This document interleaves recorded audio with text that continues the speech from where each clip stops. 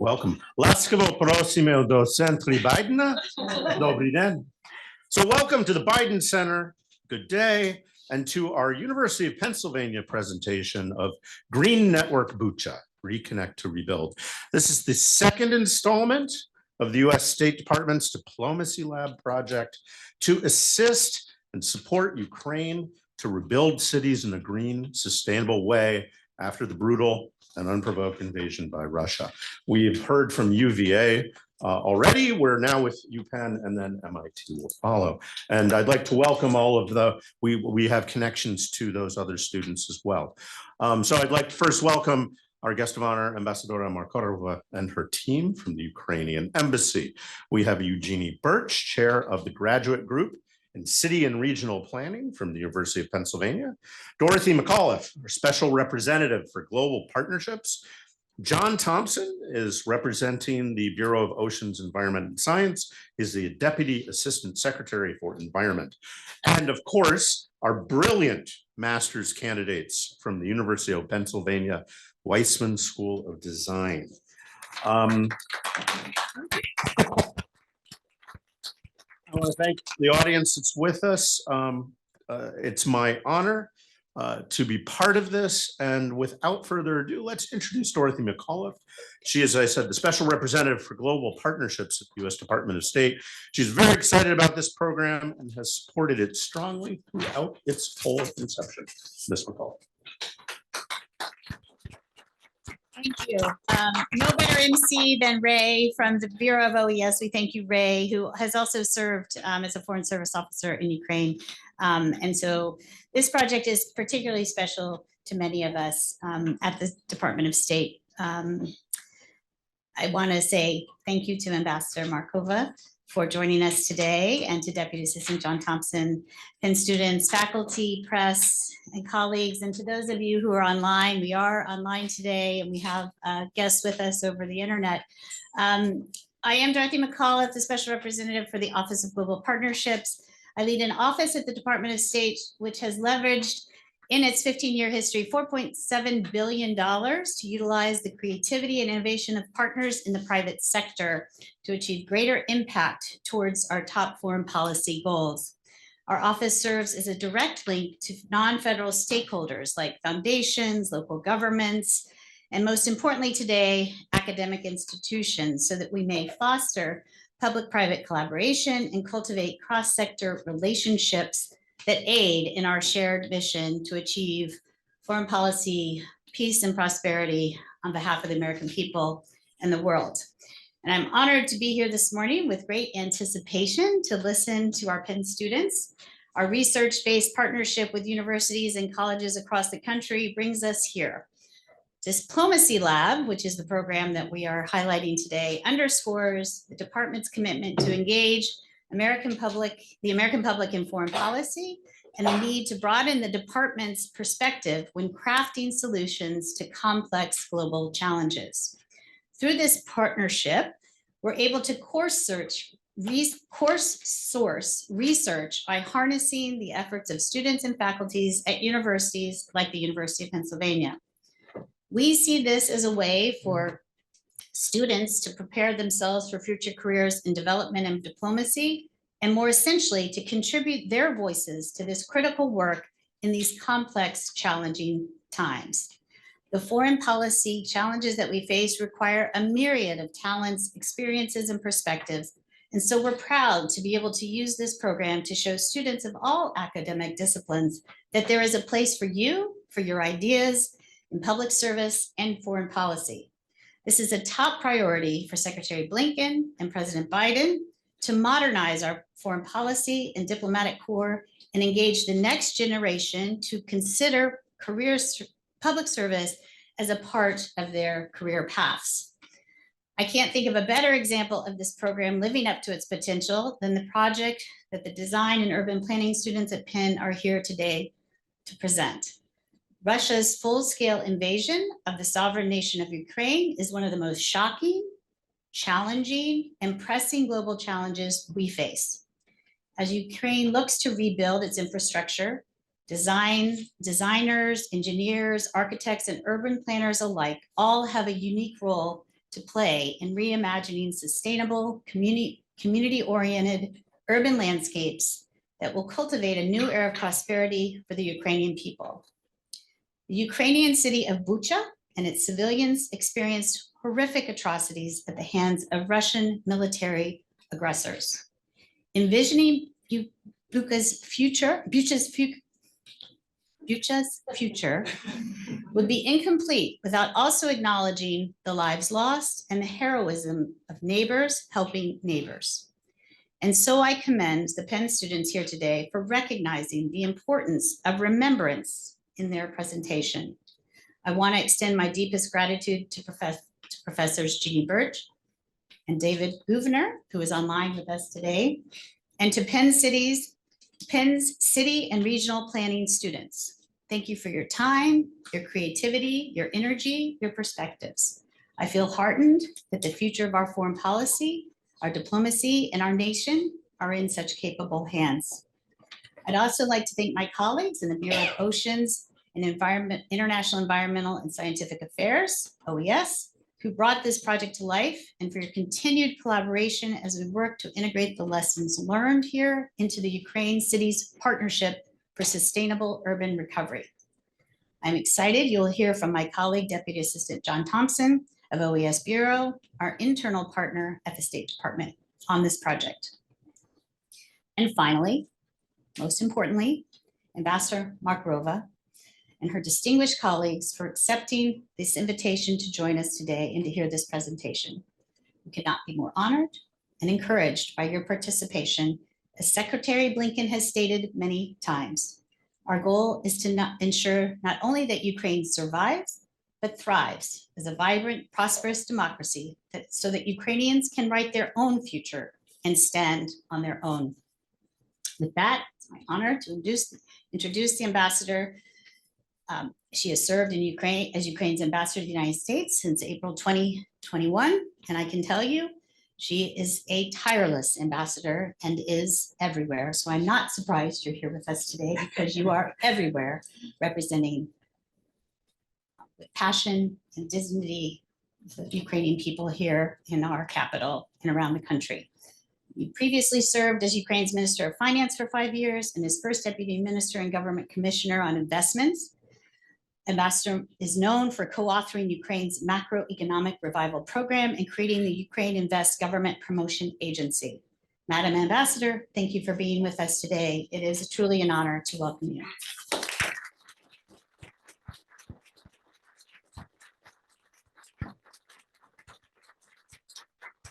Thank you very much. I'm trying to be everywhere, but in some places I'm especially happy to be there. And this is one of those occasions where I'm really honored that I could spend this time with all of you, of course, with the Deputy Assistant Secretary, with you, Mr. Costello, with Ms. McAuliffe, with professors, but most importantly, with our students. Thank you so much for this project, because this project is very special to all of us, and especially special to me. Just a little less than, little over than a month ago, we were discussing the project on Zoom, and it was really an unbelievable journey with the university, students from University of Virginia, on how the city that was scarred so much could actually come back to life and rebuild better. And it was very important, and we sent it back home, and I'm sure there will be partnership and discussions based on that project. Today, the green project about Bucha is very special to me, because I don't know whether you know or not, but I actually live in Bucha. So my house is located not in Vorzel, which is a part, administratively part of Bucha, but not only in Bucha, I actually live on Yablunska Street, which unfortunately the whole world found out about the street and about Bucha, not because of how beautiful it was, not because of the greenery and forest, not because of the excellent conditions and so many people who moved from Kiev there, like me and my family, because it's a nice place to be, but because we have all seen the horrible tragedy that happened there. And unfortunately, you know, during the very difficult 33 days of occupation, we have all seen the horrible images from Bucha, and we have seen the horrible images from that very street, Yablunska, and the students probably know that Yablunska street name comes from the name Yablunka, which is an apple tree in Ukrainian, and that's because that's what was grown there, and the whole settlement of Bucha is a very old one, dating back to 1600s, and it was based on the little river that was there, and then people settled around that area again because it was so beautiful. Now, I don't need to remind you, but I think we have to remind those who are with us online the statistics of this horrible 33 days, because I think it's essential to what we're trying to do here together. And that's why I'm so eager to see your proposal and to share it with people back home. Because during this 33 days of occupation, the result, not only the physical devastation that destroyed houses, that destroyed kindergartens, and we've seen all of that, but we have lost at least 1,400 residents, including 37 children. More than 175 people, again, we all saw it when we found it and opened this horrible mass graves. We found this 175 people in the mass grave, been tortured before they were killed. About 9,000 cases already the prosecutor office of Ukraine opened of the war crimes registered in Bucha and surrounding locations. And those are the crimes that changed people's lives, even when they survived. So it was a systemic, ruthless effort, and the numbers, even though they are huge for us, the residents of that area, but they are not larger only because it was under occupation for 33 days and it was liberated.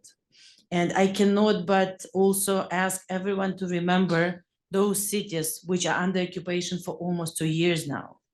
Mariupol, Melitopol. And that's why when we hear today in some places, that maybe it's time to discuss, maybe it's time to think about freezing the conflict as it is, we cannot do that because it's about people. We saw what happened in Bucha in 33 days, and we can only guess the horrible crimes that are being committed now in places, villages, and cities which are under occupation for almost 2 years.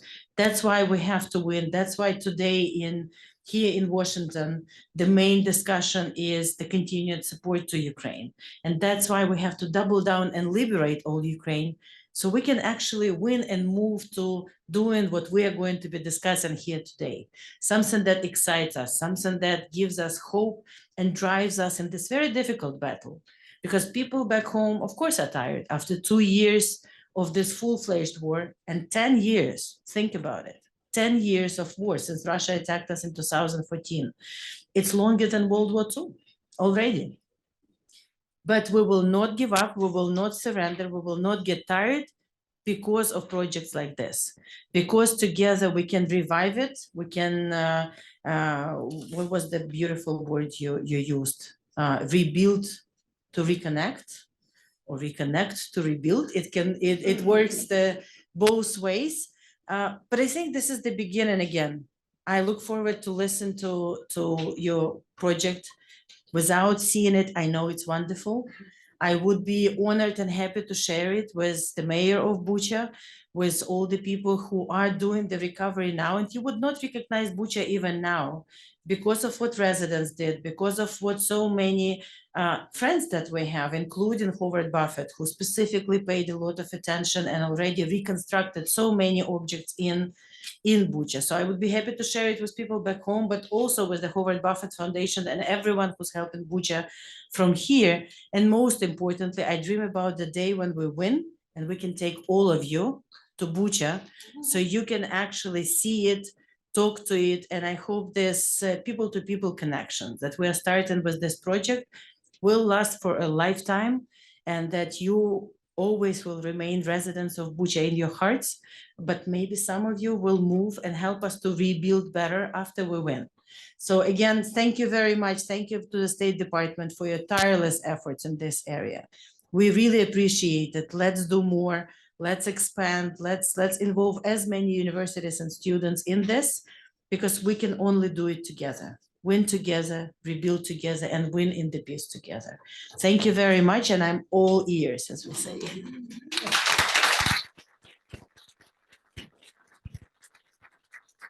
Thank you, Ambassador, for those. Thank you very much for those excellent words. I think I would hammer home the people-to-people connection. You're building bonds that are going to last for decades. You're going to make change for decades.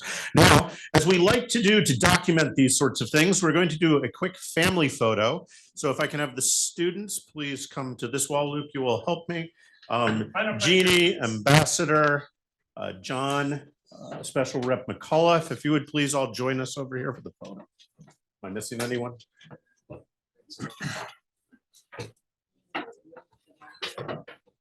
Yeah, we can. Make Ben Franklin the center of the photo. But then cover him up.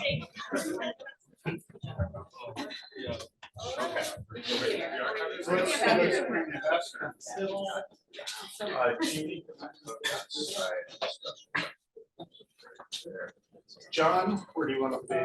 Yeah, wherever. Next to the basket. I'm right here. Okay, how's that looking, Luke? Looking good. All right. Can I have a couple of people push these chairs into the table? I actually posted that screen, so maybe move everything. Maybe shift a little bit. Yeah. Okay. Let's make this such a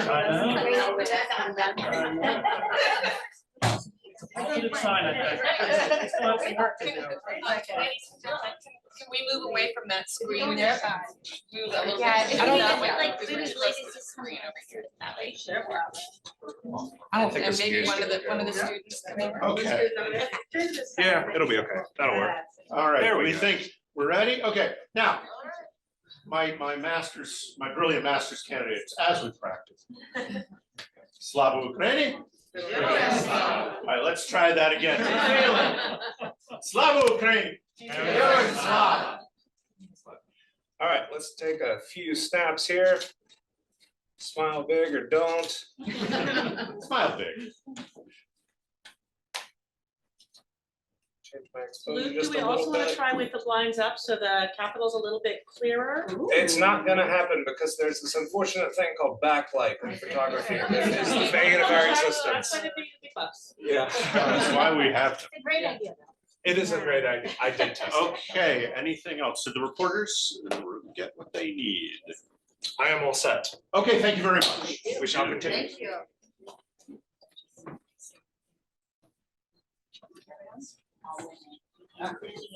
Oh, we got the gender balance, right? Okay. All right, so now we're going to move on to why we are here for the project overview. And so I'd like to invite our colleagues from UPenna, Jeannie. Stage. Thank you very much. This has been the most extraordinary experience for us and for the students. I can't thank the Diplomacy Lab enough. And I want to give you a little history of this. A couple of years ago, we were all at the World Urban Forum with Carol Lynn McCurdy and Daphne Balian. And they looked at me and said, "Don't you know about the Diplomacy Lab?" And I said, "No, what is it?" And they said, "You must know what it is." They explained it to me. And immediately I went home and talked to the bosses and said, "We've got to join this."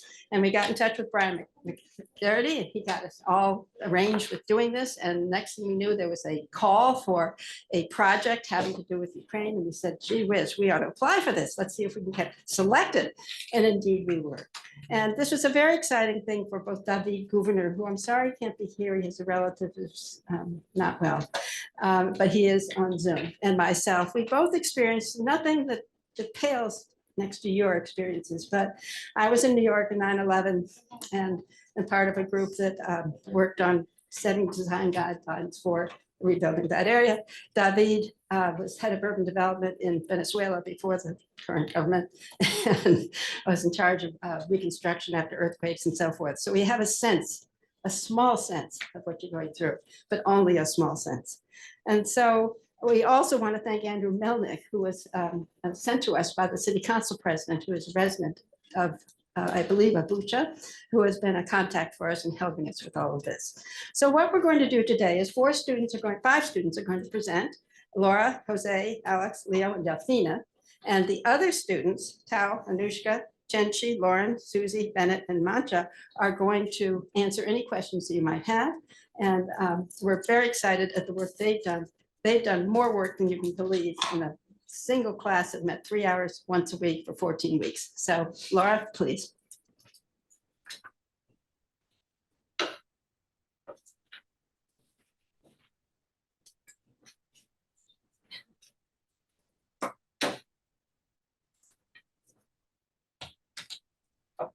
Okay. All right. Hi, everyone. I'm Laura, as Jeannie said. I think first and foremost, on behalf of my colleagues, we want to thank Special Representative McAuliffe for holding and advocating space for a program like this here. And of course, Madam Ambassador, thank you so much for being here. I think as students, we often hear that our work isn't real and that it's theoretical. And we put a lot of time and effort to try to understand the situation on the ground as much as we could from Philadelphia. And your mere presence means so much to us, and really, hopefully, you can validate a lot of the work that we put in. And we also really want to thank the Deputy Assistant Secretary Thompson for being here. And of course, Dr. Birch and Professor Guthnor for being so entrepreneurial and ambitious with this class. It's the first of its kind at Penn, and means a lot to us as city planning students to be able to engage with something that is so deep and meaningful and real, and that it was able to come all the way here to DC and with all of you. So thank you so much to both of them for making this happen. So first and foremost, we want to introduce our concept. We're here, as Jeannie mentioned, because of a class that we took. So we've been working on this for about 4 or 5 months. And we came together and through a lot of different alternative methodologies that we'll walk through, came to this idea of Green Network Bucha. And we'll obviously explain more about it in a moment. So I'll introduce the concept. Jose will walk through our methodology, and then we'll also just discuss some of the design details with Alex and Leo, and Delfino then will wrap us up with what are the implementation details? What are some of the realities on the ground that we saw to make this happen? So concept is really a pedestrian and bike network that will connect Bucha to local and natural and regional assets. So these assets are natural, they're cultural, and they're also urban assets. There are a lot of different towns in and around Kyiv. Bucha is one of them, but there are many. And so there's a real opportunity there to really link Bucha to the surrounding region. But we also saw this as an opportunity to be more than just a form of transportation, that this network could represent and hold a lot of the history and of Bucha's triumphant past and connect it to its very promising future. So the way that we structured the network for our discussion here is in 3 phases. Essentially, the first phase is in proper Bucha. The second phase extends out to other assets, such as the Antonov Cargo Airport or the Irpin Lakes in the south there.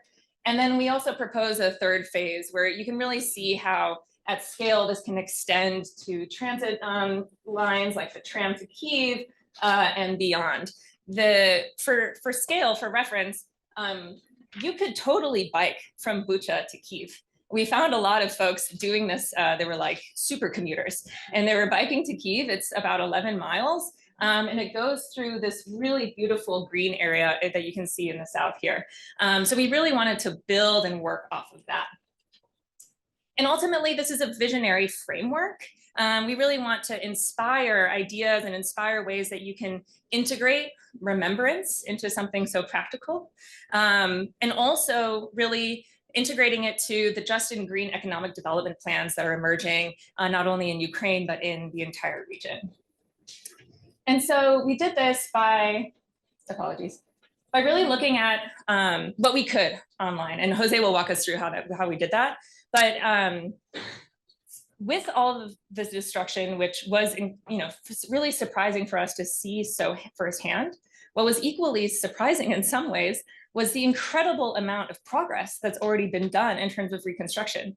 One of the streets, I think the street that you live on perhaps, we looked back on it on like new photos on Flickr and it was reconstructed. And we were like so impressed and wanted to make sure that what we offer is hopefully not too redundant to the incredible work that's already been done, but can thoughtfully build upon it. So we take a simplified construction approach. We look to build to scale for the humans that are in Bucha, that visit Bucha. We also, that looks like a glitch. Okay, we also wanted to see how the network could strengthen the street grid. There's a tremendous amount of growth happening in and around Bucha. And what we wanted to do was be able to connect to those growth hubs while also recognizing that being out and about is fun and it is healing. That we heard a lot from our, we had a midterm review with some of the folks in this room actually, where they gave us really, really incredible feedback. And one of those was around how powerful nature can be for healing. And so we really wanted to lean into that idea as well. And it's important to note that many cities have this traditional radial plan. You have the city center inside that is really cement, it's asphalt. And then as you go out, you can access greenery. But as Madam Ambassador was describing to us, Bucha is green. It is really beautiful. It has so many trees and parks and other nodes of greenery that we thought, why don't we leverage that as an asset? And so rather than trying to look at any kind of traditional city planning that may happen in and around the region with such old cities, let's build a dynamic network that can react to the existing assets on the ground. And so we're not only reacting to those physical assets, we also reacted to many of the plans and work that's already been done. Notably, the 2015 Bucha Common Plan, which is in your handout, it wants to increase the amount of preserved green space from about 50 hectares to 370. And so we were hoping perhaps this network could help achieve those types of goals. Also, a major pillar of EU ascension is around adopting the green agenda. And these principles also are essential to unlocking global capital, as well as capacity through organizations like the New Urban Agenda, sustainability, the Sustainable Development Goals. And so a lot of what we did here was research into what are the principles that they put forth, and does our plan match and level up some of the suggestions that they had. Ultimately, what we want to see happen here, ideally, is that you can see in this plan that we really put forth the goal of strengthening the local identity of Bucha. We hope that you can also recognize and see how the goal is to enhance these connections, be it people to people, be it transit to transit, and that while we're doing this and while we're laying out this plan, that it can also bolster the ecology, that it's meant to be symbiotic with the natural assets that are there. And that it also then emphasizes that when you grow, you can grow sustainably. And last but not least, it's also designed to have a collective practice of remembrance. There are many important memorials and other sites around Bucha, as the ambassador was telling us, that tell many stories of people that are still here, that are fortunately not with us anymore. And those stories can live on if we can practice and live with remembrance. And so you may be biking to work or biking to school on the network, but you'll forever be reminded of the triumphant past and promising future that is Bucha through this network. So now I will slowly hand it over to my colleague, Jose, to walk us through our methodology. Yeah.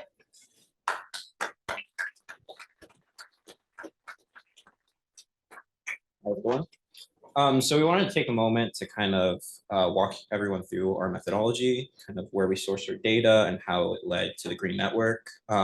We were planning during wartime in a foreign country, so a lot of our traditional planning sources were constrained, either due to the evolving land use situation, wartime data privacy, or just language and other contextual barriers.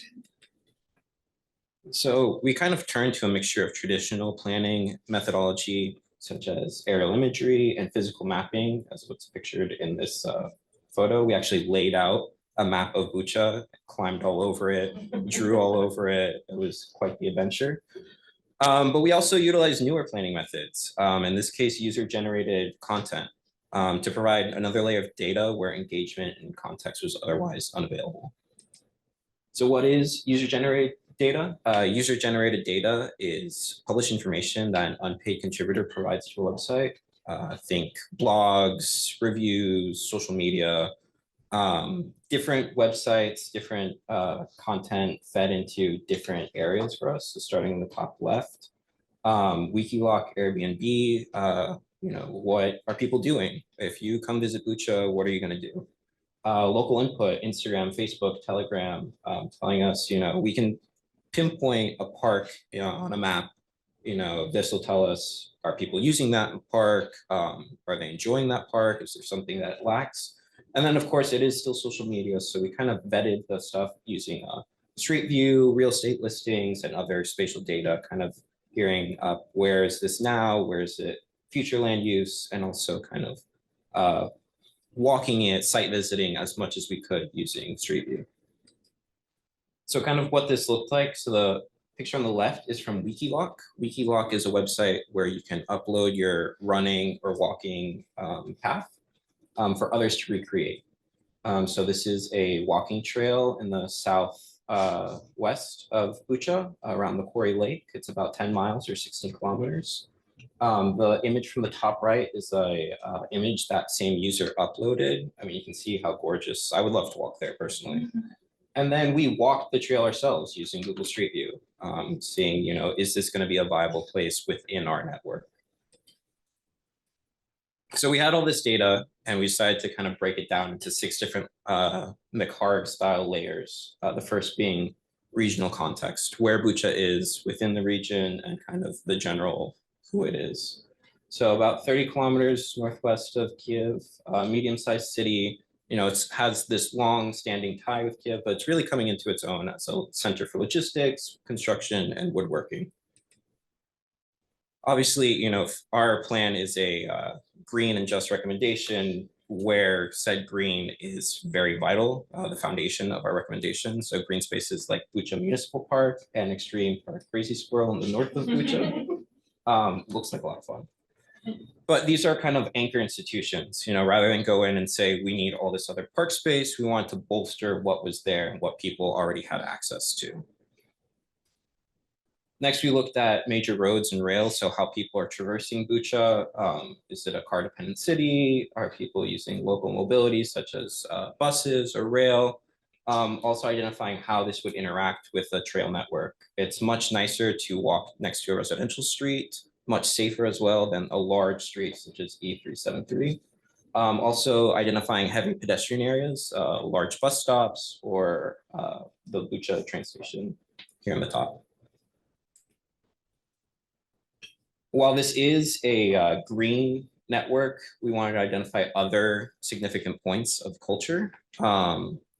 So gathering spaces, kind of third spaces, as we call it, places like the Bucha Art Gallery and the Shitama Estate, areas of gathering and other social significance that are not necessarily green in nature, but kind of provide similar effects.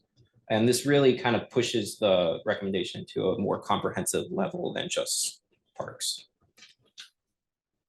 As we moved into layer 5, we kind of shifted from what is in Bucha as to what is planned and what is coming. So residential development and the anticipated techno garden in the west of Bucha. We wanted our system to incorporate these. So as they're built up, they're built like as part of the city rather than just entities, sprawling outward. And then finally, unfortunately, the theme of our project is recovery. So mapping where the damage is. You can see these red squares are areas of heavy damage. The areas, from what we've seen, is still littered with this kind of remnants of invasion. But we wanted to create a network that didn't hide from the context of war, but rather was an active participant in the recovery and grieving process of Bucha. We already said nature is kind of a symbol of healing and recovery.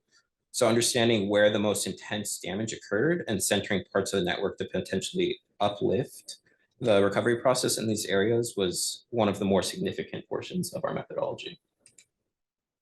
So now we're moving into sort of the details of what's going on with Alex.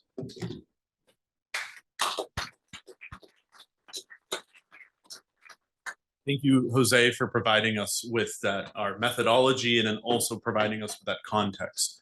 And that's really important because bike paths, walking paths, roads, and even houses are more than just physical infrastructure. They're places to live and they're places to create new experiences, and that's really important.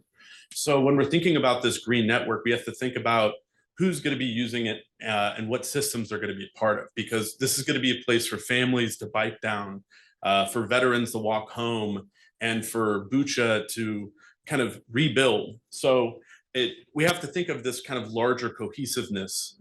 So me and my colleague Leo are going to work through these systems and how the green network can connect in them and kind of help improve them or empower them.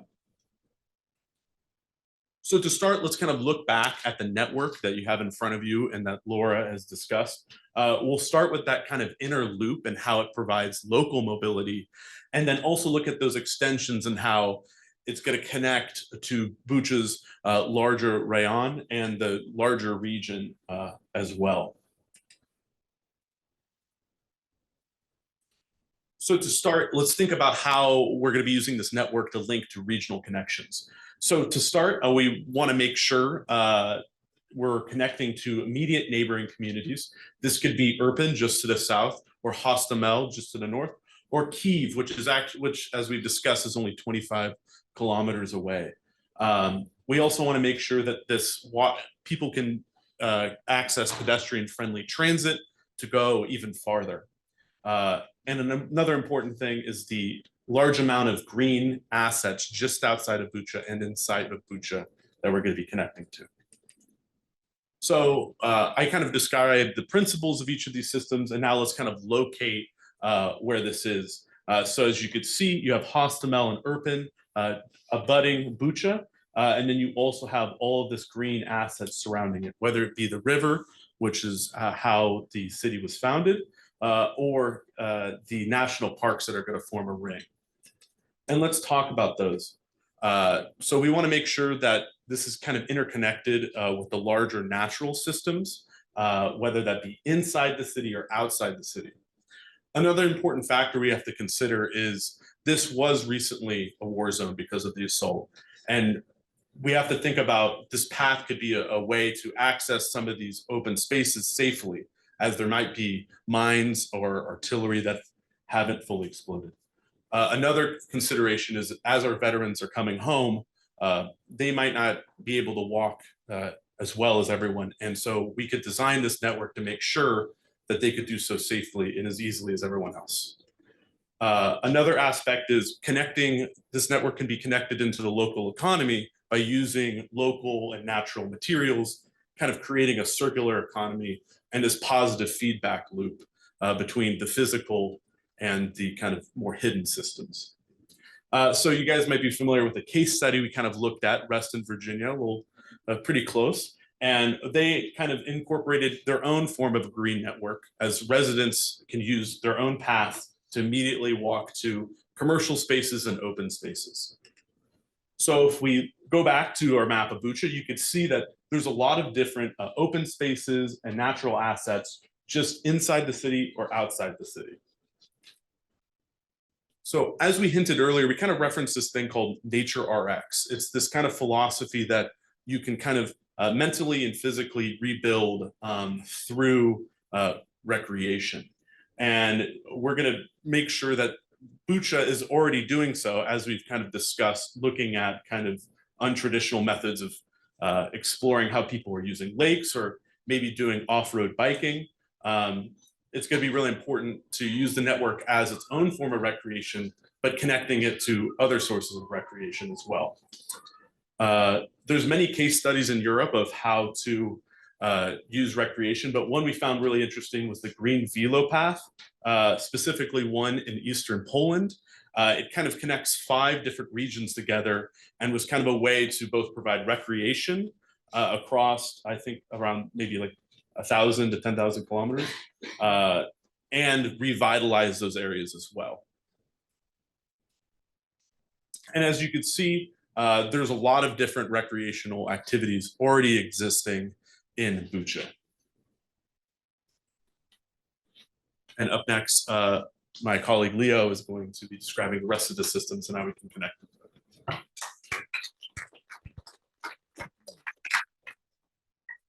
Thank you. So the Green Network's success hinges on people being able to reach the Green Network safely and with clear, well thought out wayfinding in sort of a dignified manner, so to speak. So first, last kilometer connections, as they're often referred to in transportation planning, are going to be really key, ensuring that a safe and consistent pedestrian environment is not offered only on the network, but also on surrounding streets to be able to reach the network from residents' homes and businesses.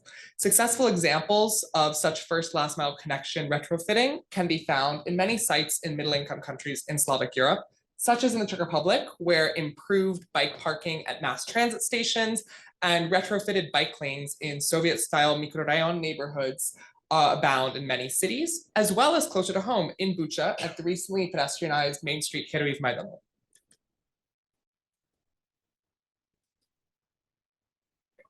These goals translate to a Vision Green Zero concept, taking the idea of prioritizing vulnerable road users that a Vision Zero framework brings to planning and integrating the importance of Nature RX and bringing green mobility corridors into each neighborhood. To ensure that this is done in a thorough manner that allows residents and businesses to reach the Green Network easily, a system of mobility hubs would be envisioned to be located on the Green Network at key sites such as near train stations, bus stops, or active commercial centers, offering locally determined amenities that would be consistent with clear wayfinding, such as, for example, bike parking, bike repair stations, public seating, Wi-Fi, or the like.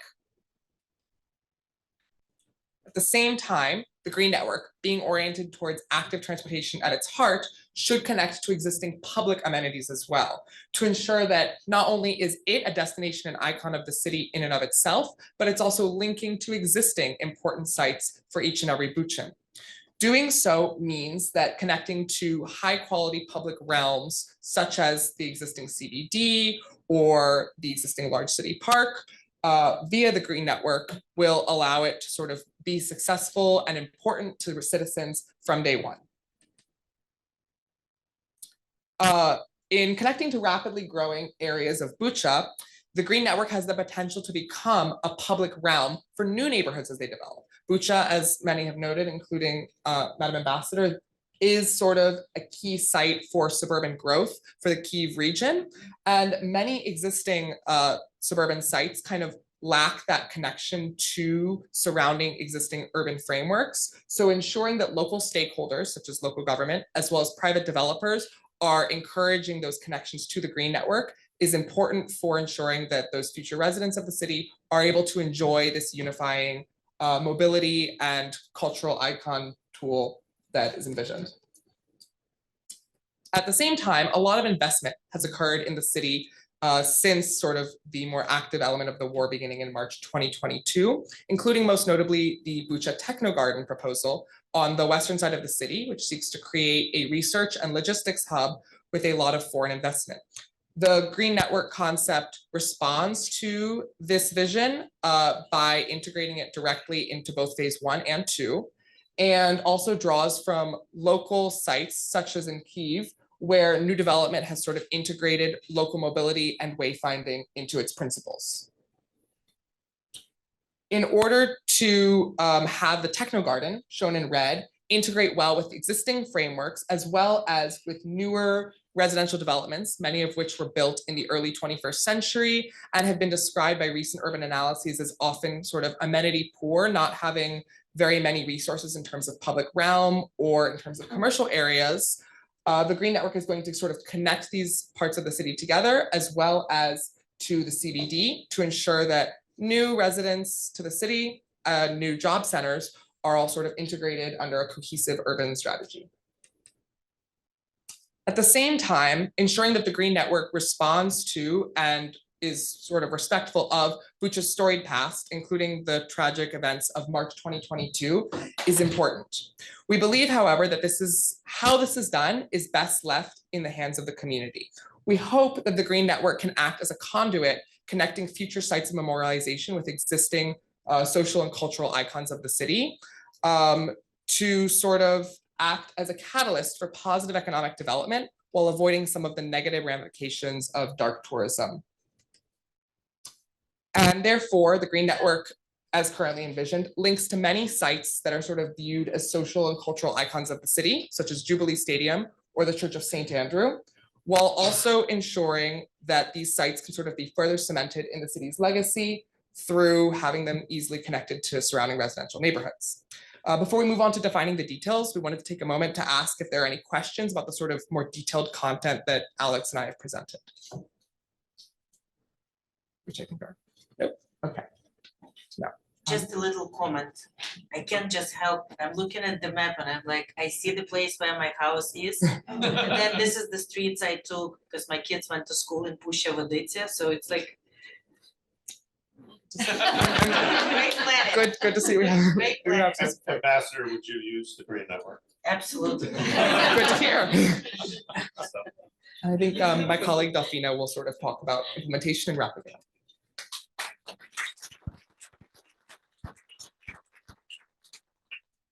Thank you, Leo.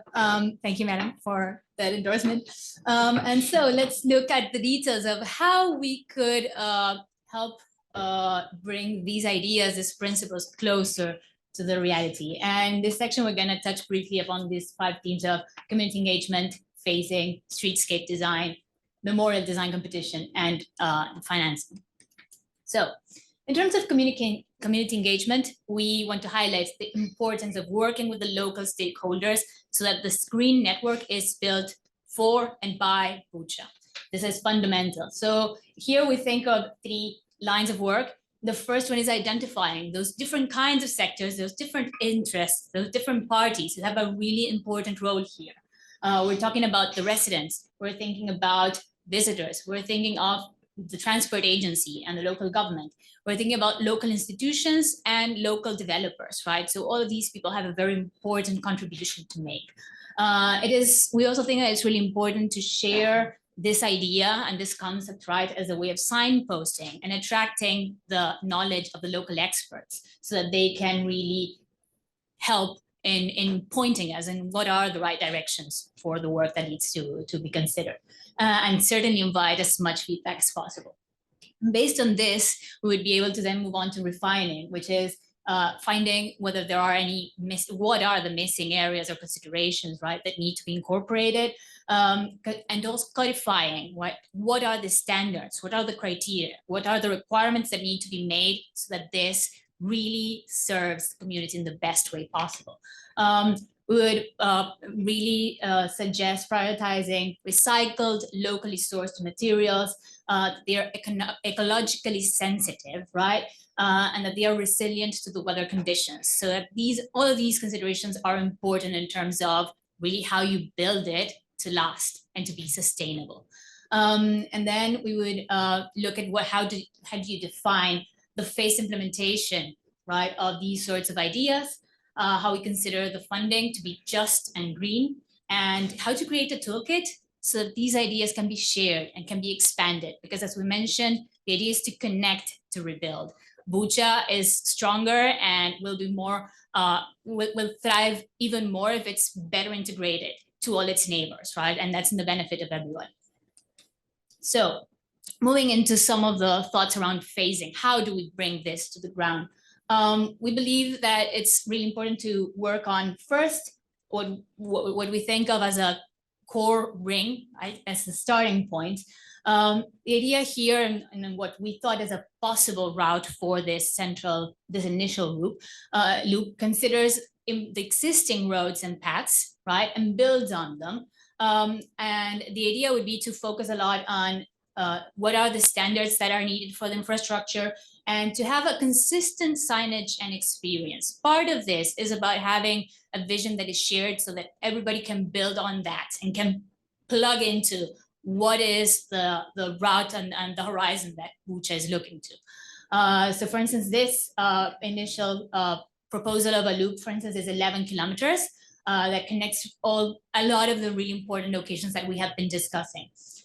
But we think that phasing can start, for example, considering some pilot areas, pilot segments, which are smaller, might be quicker, and can be a way of testing what is the reaction and what is it like when you bring it to the ground. Some possible options could be, for instance, a northern corridor that connects the park and connects the stadium, right? So we're looking at how to highlight and emphasize the greenery in the city. Or other options could be the segment to the south, right? The second corridor that really looks at how do we reach less well-served areas, right? Like Jablonka Street, as was previously discussed. And for instance, providing a really robust connection to the stations and to the railway system. Looking at how then would this possibly grow, we have thought of different connections in every direction that bring this loop and bring this infrastructure closer, right? Through flexible implementation that can be progressive, right? This is a point where it's really key to consider what are the local priorities? What is the possible pace of development for this, right? So that it can be really adapted to what is the institutional reality and what is happening on the ground. So here we're looking at extensions, for instance, to the west to Worzel, or to the Techno Garden, or to the southeast towards the area of Irpin.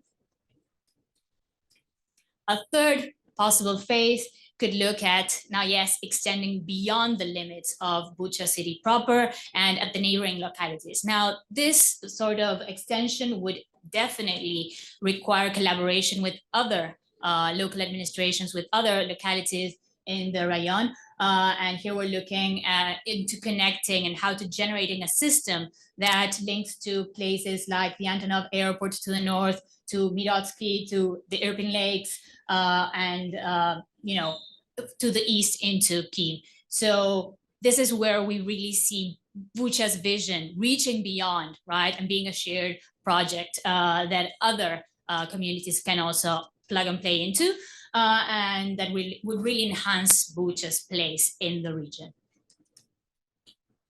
So when we consider what would this look like when you're actually at the street level, we really think of introducing a streetscape that is optimized for all of the residents' needs in mind. So this would be about making the biking or the walking enjoyable and safe for every resident who needs to traverse. We're thinking about how to give commuters a very practical, easy experience, right, that enhances their daily lives. But we're also thinking about how to, for instance, have the standards about speed safety, about accessibility, so that this can also ensure the autonomy of different generations in Bucha and of the veterans, right? We are thinking that some portions could be, for example, protected lanes, and how we're thinking about how they interact with the existing transportation infrastructure. Second, we're thinking about celebrating local culture and the environment. So we know that joggers, walkers, and bikers have created paths, right? They have their experiences that they have developed through a lot of walking, right? We can see that those paths have been tread.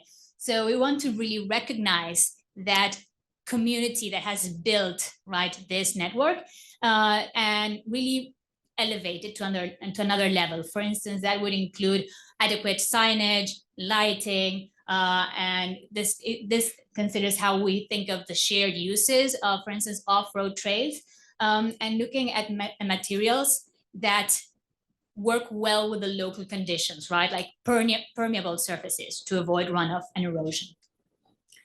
Finally, we're thinking about a distinct Bucha design and experience, something that is recognizable, something that uses local materials, that adapts to the climate, that reacts to what are the maintenance needs, to what are the aspects, right, of how to make this also work with the local economy, right?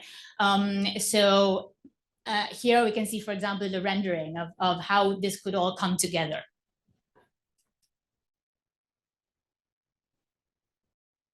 Now, talking about coming together, we want to present the idea of the memorial design competition, because we know that Bucha has a triumphant past and that it's really resilient, but we know that recent events are gonna take a while, right, for people to come to terms with this.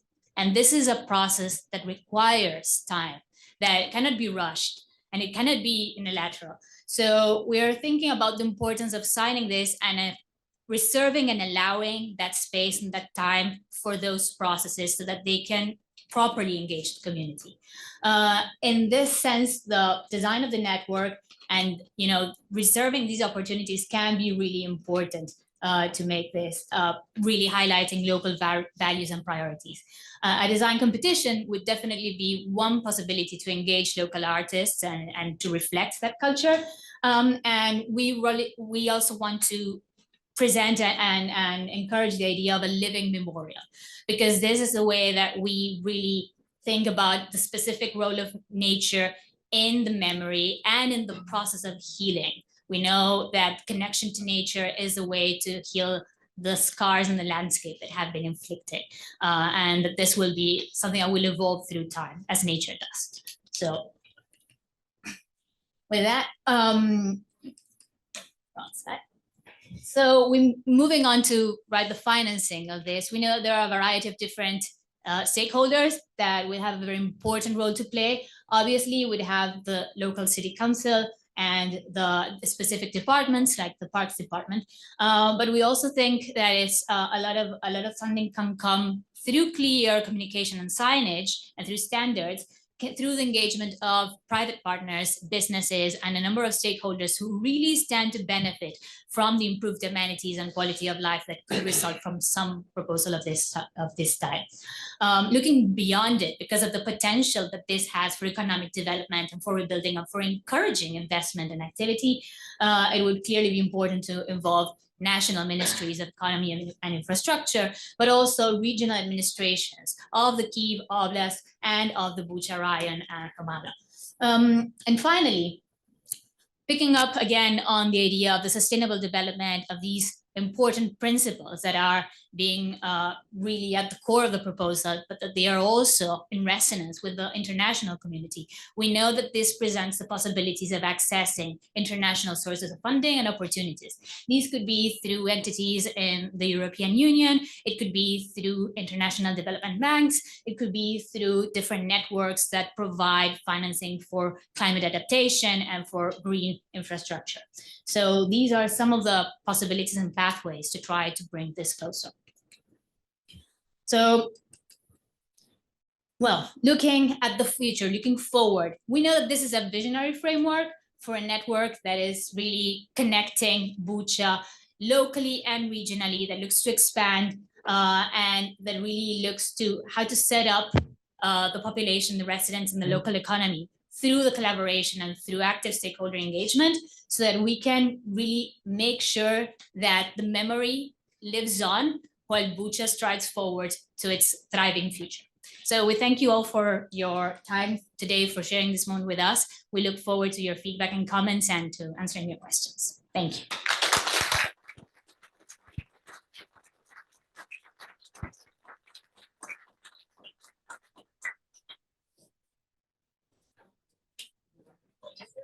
No, are we moving? I think we're moving on.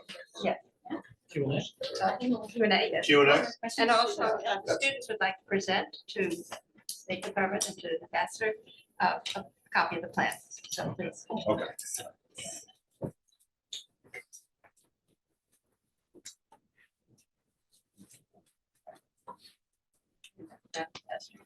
Special representative.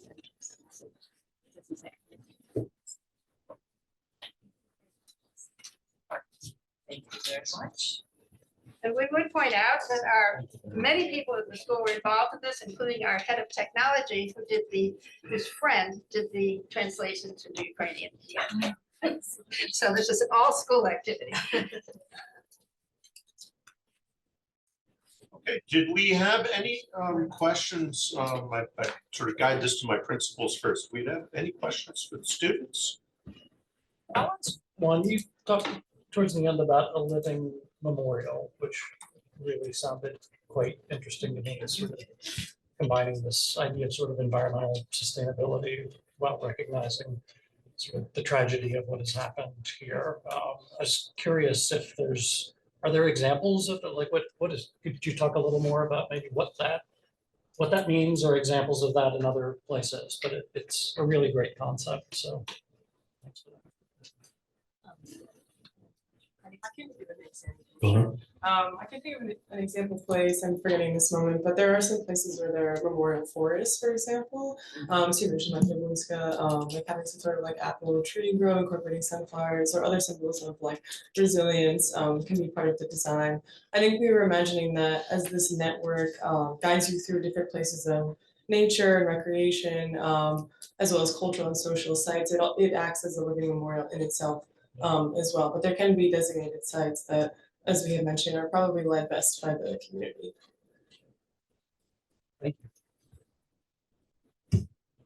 I actually have a question. And I started thinking about it throughout the presentation. So not having been to Ukraine or to Bucha, talk about how you ensured being able to take Ukrainian culture, history, their desires into account. Because I think you have. When I look at the imagery, I see Ukrainian icons right in there. So could you go through that with me a little? Because I think that's one of the hardest parts of this exercise in some ways. Yeah, I think it was just a lot of deep research into any source we could get our hands on, while also just making sure that we're not overstepping as Americans, as university students who can't get on the ground in Bucha. So just making sure that where we can, we're incorporating those icons, but also limiting ourselves and allowing actual residents to make a lot of the more meaningful decisions. Explain the big map. Yeah. Table. Yeah, I wish David was here. He really leads that charge. He, in all his classes, really emphasizes the importance of printing it out physically, like more than just working in a computer program, which we do often. Like seeing just the scale of things, drawing it out. We did that exercise for weeks, honestly. And it just really helped familiarize us with the city and, more than just walking around on Street View. So it's that's another trace thing. paper. Yeah. They traced the streets, they traced the icons, they traced everything. We have it, we'll pour it out on the floor for you to see. So it was as close as they could get to walking through Bucha. I would add to the user-generated content was really key to doing that. And if you just go on Airbnb and you're like, oh, what would a resident offer a visitor? And it was going in the trails, going to these parks. And so that was one of the first steps that we took towards understanding what would a local share with a visitor. Yeah. Totally non-traditional approach, because usually people look at data, right? Exactly. Numbers. I'm sorry. No, it was just as close as we could get to physically like interviewing people. May I add an idea? Thank you. Greetings to everybody. At the beginning, our ambassador spoke about the apple tree. And I'm so sure as the apple tree, there must be other local trees that are heartfelt. So an idea, if the memorial is envisioned as a garden of remembrance, has been done in different places, as in Beirut after the Civil War or so, many of these trees that are beloved by locals can be also introduced along the green path. So in a way, the memorial is not only the memorial site, it expands throughout the network. It could be a very beautiful idea. Thank you. Well, actually, the whole Bucha and that area, Bucha, Borza, Irpin, is a combination of majorly two trees. It's pine trees and oaks, which of course can live for a long time. And because that area was for a long time there, some of the trees are really big. The apple is an invasion of people already into the area. But of course it became very special. But I just wanted to say, so thank you, Professor, but I think there is a lot to this idea actually of the living memorial of trees, because so many trees have also been damaged by the shells and destroyed, and we are replanting already, like on the private houses, private plots, but also on the streets. But I think you've done an excellent job, really. I mean, as a resident, I can tell you, not only as a Ukrainian ambassador, because again, when I looked at your proposals, it felt very natural. Like you picked some of the places which you would not pick from the straight view, like the granite, like the quarry lake, which if you look at the streets, you probably will not read a lot about it. But if you talk to the residents, this is a very popular location there. And it's right at the intersection when Bucha enters into Warsaw. And a lot of people use it actually. And it was an old quarry which was not used anymore. So a lot of the places that you picked actually would resonate with locals. So I'm sure it will be, I know the mayor would be happy to receive it. I have a, oh, please, I'm sorry. I just wonder if any one of the students, if you all would be willing to share some personal reflections of what this project, working on this project for the last several months, anything you've learned or feel you want to share about what this opportunity meant for you?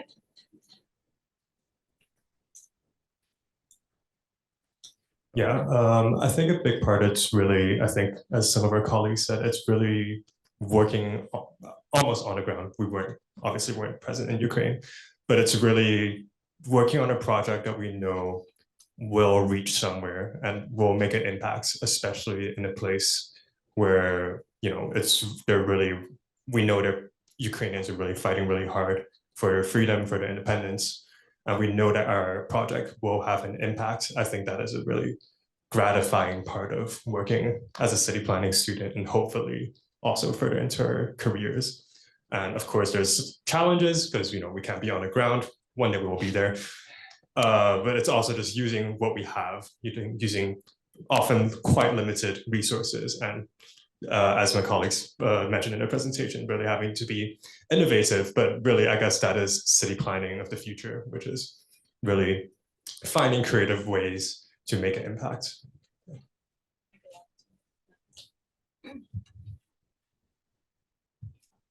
Thank you. I think one of the aspects that I think was very challenging, but that I think is really important is that this is, and it was an opportunity to engage in planning specifically in the context of what do you do after such a really traumatic experience, right? And unfortunately, I think that that is something that has a risk of becoming very widely needed in the future. And that has unique challenges, particularly when you're approaching it from this external position. And I think that that is also a moment to really reflect on, okay, how do you understand different kinds of needs of the population, of the institutions, and how do you also grapple with the need to act relatively quickly because things are happening and people need to move on with their lives and there is a need to rebuild and to develop and to reactivate the economy, but some things take time. And how do you balance those things? So I think it was a great opportunity to think around all of that, incorporating all the technical tools that we have learned and developed and all the technology that is now available, and all of the knowledge and the specific know-how about economic development and transportation, environmental planning. So that was a really interesting and enriching experience. So I think that that was phenomenal. So thank you for the opportunity. Thank you.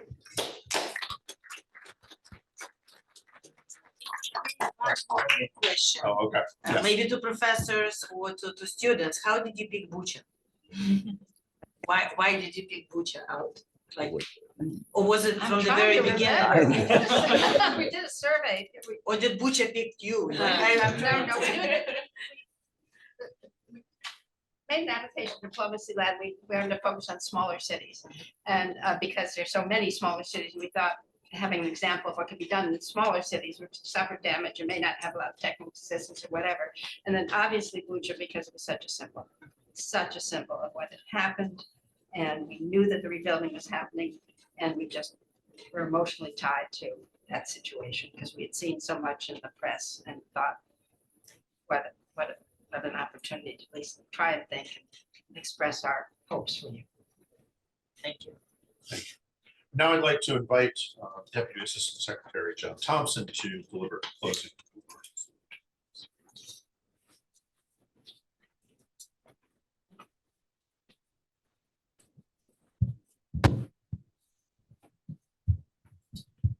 All right, thank you so much. I have the privilege to get to do the wrap up, which I actually kind of like because I got to see the presentation, which I think, first of all, you guys did a fantastic job across the board presenting this. And I know it's the culmination of just a huge amount of work that you guys have put into this.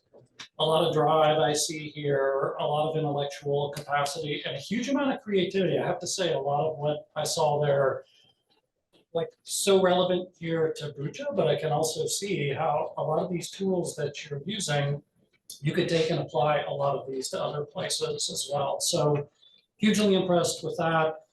Professor Birch, Professor Gouvenor, what a pleasure it must have been to work with these students and help lead them on a project like this. It looks like just a tremendous amount of fun and accomplishment to come from that. Also wanted to acknowledge a few other folks. Ambassador Yellen has joined us at the State Department. We look at him as a respected colleague, but I know in this room, there's probably a lot more people who've seen him foremost as a Penn alum. But great that you're here, and we also wish you well on the documentary project that you're working on. I suspect some of the folks in this room are going to be a part of that, so I think that's great as well. I also wanted to thank, this came up earlier, but the Howard Buffett Foundation. It's a US philanthropy that has pledged funding for hundreds of millions of dollars of projects in Ukraine. This is incredibly meaningful. And some of those projects are for Bucha. So really just to acknowledge that's incredible. Ambassador Markarova, we met, most of the people in the room don't know this, but we met for the first time a little less than 2 years ago, shortly after the invasion. My colleague Rafi Balian at the time was standing up a US government interagency process to see, sort of from an environment, science and technology perspective, what it is that the US government, there's obviously more than just that perspective. That's what my bureau focuses on, but to try to stand up an interagency effort to see what we can do to support Ukraine. We're committed, very glad to have been working with you and your colleagues on that, committed to continuing that in the future. Also to say thanks to Special Representative McCullough for your continued leadership. So, true honor to be here with all of you today, noting that the VIPs are the folks sitting over here because they did all this work. The project itself is impressive, but I do just want to reflect on something that in some ways, outside of this context is even more important to me. Because what you represent, I think, is a lot of young talent and energy that's really the best of what we see in our young people in America, and that you're taking your time, talent, and energy and devoting it to things, I think, that are this meaningful both to our country and to one of our closest partners in the world who has gone through and is going through an extremely difficult time.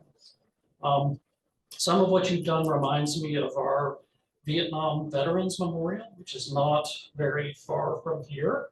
That design, as some of you may know, came from a 21-year-old college student. It was actually met initially with a fair amount of caution, criticism, skepticism due to its novel design, and frankly due to the youth and ethnicity of the designer. But it is now one of our most recognized and visited sites in the capital. So like that designer, Maya Lin, you have a lot of exciting possibilities and opportunities that are ahead of you. I wanted to say that I know you worked very hard to make a difference for the people of Bucha. It came up earlier. I think this project is great. The rebuilding is already ongoing, and I think you've really contributed a lot of ideas that hopefully will be picked up on as part of this process. I'm just cognizant that this town, we read about it in the news. It's a quiet, sort of small town not far from Kyiv that really became part of the battle for Ukraine in spring of 2022. as Russian troops were trying to advance on Kyiv. Terrible things, of course, happened there, and that's something that I thought was a key part of your presentation, is that you brought in the fact that there's a lot of history in Bucha, but there's a lot of recent history that really needs to be considered. And it was due to Ukraine's and Ukrainian soldiers' brave resistance that Russia failed to advance and failed in its quest to take Kyiv and ultimately retreated. So fortunately, this is a part of Ukraine that looks vastly different than it did at that time. And I think that's what makes a lot of your work so relevant. And I think you have now become part of that effort to see what the future can look like, post-invasion, post-occupation. When I look at what you've done, it's no simple beautification project. I think what we asked you to come up with were innovative designs and plans for a green, sustainable city. It's not just about turning the lights back on. It's about building a new Bucha that should be a city that helps to define the future of Ukraine. It's clean, it's green, it's energy efficient, it's resilient to extreme weather and environmental shocks. And throughout your presentation, I think we heard a lot of great ideas about how to go about doing that.